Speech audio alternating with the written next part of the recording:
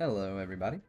Welcome back to part 2 of the Axton leveling and gear guide. This is going to be levels 30 to 50. And just a quick little disclaimer before we get into it. I made the same disclaimer in part 2 of the Maya series, and it's pretty important. Do not go past level 50, if at all possible, by the end of your true Vault Hunter mode playthrough. Because when you get to Ultimate Vault Hunter mode, enemies and weapons and all that stuff is going to start scaling to your level. So for instance, let's say you finish True Vault Hunter mode level 55, and True Vault Hunter mode caps out at level 50 gear. So you're going to be starting Ultimate Vault Hunter mode at level 55 with only level 50 or like maybe level 48, 49 gear, and that gear you're going to have to be killing level 55, level 56 enemies. So basically your damage is going to be terrible if you do it that way. And you're going to immediately have to like get through the first area and then try to farm something. Otherwise, you're really going to struggle. So I would recommend instead of doing that, just stop right around 49 or 50 and start UVHM immediately after. Um, so basically, that means with True Vault Hunter mode, you don't want to do too many side quests. You kind of just want to get through it. And then with Ultimate, you really want to like fully explore the game, not have to worry about leveling up and stuff like that anymore. But yeah, I think this is an important disclaimer because you're going to be starting Ultimate Vault Hunter mode on the wrong foot if you go past 50, and you're going to be wondering why the game is so hard. Um, it can be quite punishing if you level up too far and have low level gear. So yeah, definitely keep that in mind. All right, anyway, moving on. Let's go ahead and get into the skill tree and talk about how we want to allocate our next 20 skill points throughout the playthrough. Okay, so we left off at the end of normal Vault Hunter mode with this skill tree. And the obvious next choice we're going to do with our first level is take Double Up. Double Up is a great capstone skill. It adds a second gun to our saber turret and and changes, not adds, changes both guns to fire slag rounds. So, as we've discussed before, slagged enemies take additional damage from all non-slag attacks. So this is awesome.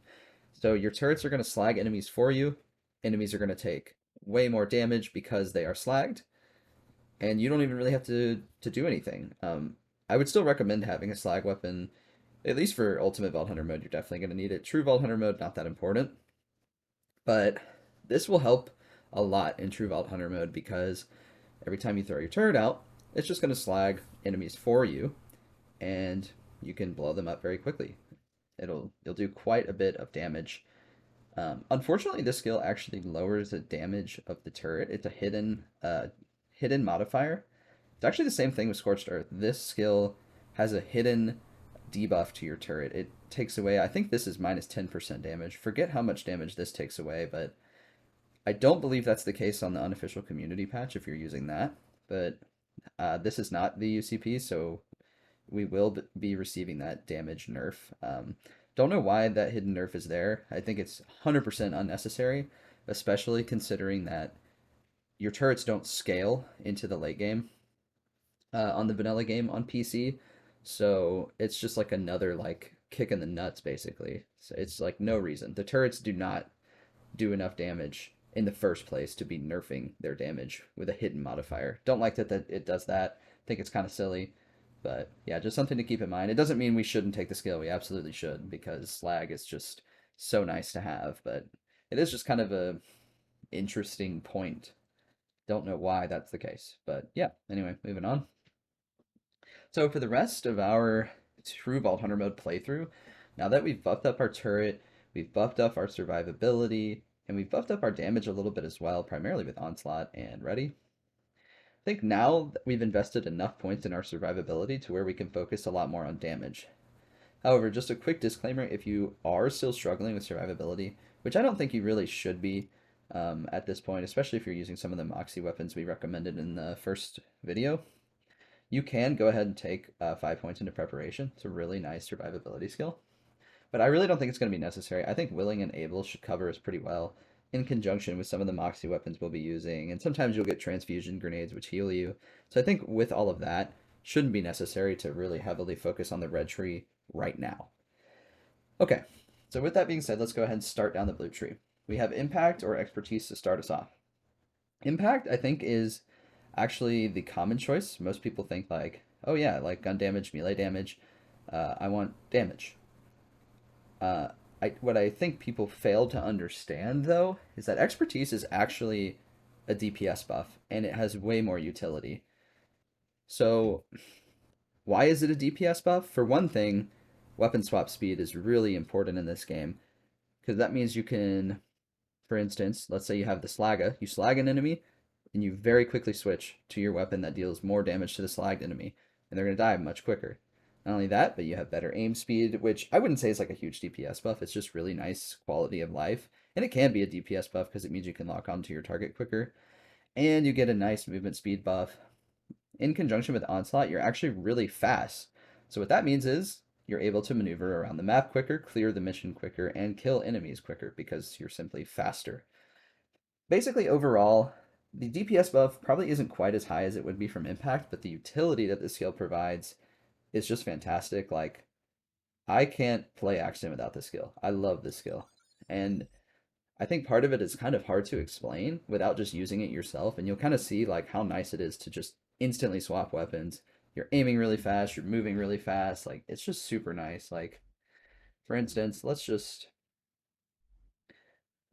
some shit on there. And the rocket launcher is a big part of it as well. Being able to quickly switch to a rocket launcher, like let's just say you're in a bad situation, much quicker, like really quick swap. I probably should have shown you how slow the swap was with and without expertise, but you can probably notice how fast this is. Um, even without the comparison. So let's say we have the Slagga, shoot a few enemies, very quickly swap, we're already shooting. Look how fast we aim down sight as well. Especially useful with a sniper. So, we slag something, let's say, oh, switch to my sniper. I can already shoot him. So yeah, that's why it's a DPS buff, and it's just such an awesome skill. Yeah, take expertise. You can take impact if you want, if that didn't convince you, because it is just a more simple way to buff your damage. But I think expertise is awesome. Anyway, moving on. Metal Storm, 100%. We're maxing this, no question. Overload is it's okay. On vanilla, it's not quite as good. It's just a magazine size buff to your assault rifles. If you're doing like an AR build and you have an AR comm, feel free to take a point in there. I mean, magazine size does equate to more damage because you don't have to reload. So yeah, I mean, it's not a bad skill, but um, we're not using a specific comm for this guide, so we're not going to take it. We're going to take the generally better skill, which is Metal Storm, and just max it with our next 5 points. So every time we kill an enemy, it dramatically increases our fire rate and reduces recoil for a short period of time. So guys, this is what really turns Axton into a killing machine. Metal Storm and Onslaught together is insane damage. So you're going to have 30% gun damage and the extra 60% movement speed. So with expertise, that's almost 100% movement speed bonus, which is hilarious. And then Metal Storm gives you 60% fire rate and recoil reduction. I mean, you're basically this recoil reduction is huge. Like you're going to be shooting like dead on accurate at an insane fire rate with a damage buff. This is like when you're starting to really come in to your own. Like this is when Axton starts to feel really good. The damage is starting to get really high, and you're turning into a killing machine. The skill is really good, really fun to use. And since I mentioned it, just as a quick preface, um, this is the time in the game where you're going to be getting better comms and you can absolutely build around that. Like, let's say we have support gunner, actually pretty good example here. So 26% extra fire rate, and it buffs overload, and it buffs metal storm. So metal storm is now at 108% with 135%. That's really good. Like if a comm buffs, I would honestly just look for comms that buff metal storm and onslaught, either one, and look to get the highest amount of buffs, like point buff to those skills, because it's going to dramatically increase your damage. But let's say we had this comm, go ahead and throw a point into overload. Definitely throw a point into steady. I mean, we're going to max this eventually anyway, but like this is a good example of when you should throw a point into a skill. Like you're already getting +5 from the class mod, absolutely throw a point in there and use an assault rifle. I mean, you may as well take advantage of what the comm is giving you. But again, we're keeping this as a generalist build, so we're going to pretend that we don't have that comm on. Anyway, moving on. With our last 9 points, so I guess this would be uh, 42 to 50, 41 to 50, in that ballpark. We're going to do Longboat Turret next. So this allows you to throw your turret at it's like a longbow grenade fuse. You can throw it at an insane distance. But what's also really nice here is the 110% turret health. That's going to help keep your turret alive, which means more focus on your turret, less focus on you, and it's obviously just going to have more uptime as a result of that. And just for a quick example, here's what it looks like. It'll just travel, basically teleports. So you can put it in more interesting positions by having the longbow turret. So yeah, good skill. Now with our next 8 points, I would say now that we have longbow turret, we have good buffs with sentry and double up. Um, we're kind of we're playing around our turret. We want it to be up when we're engaging enemies. So the question really is, do we want Battlefront or Steady first? These are both fantastic. I think it's honestly up to you because we're gonna max both, so it doesn't really matter.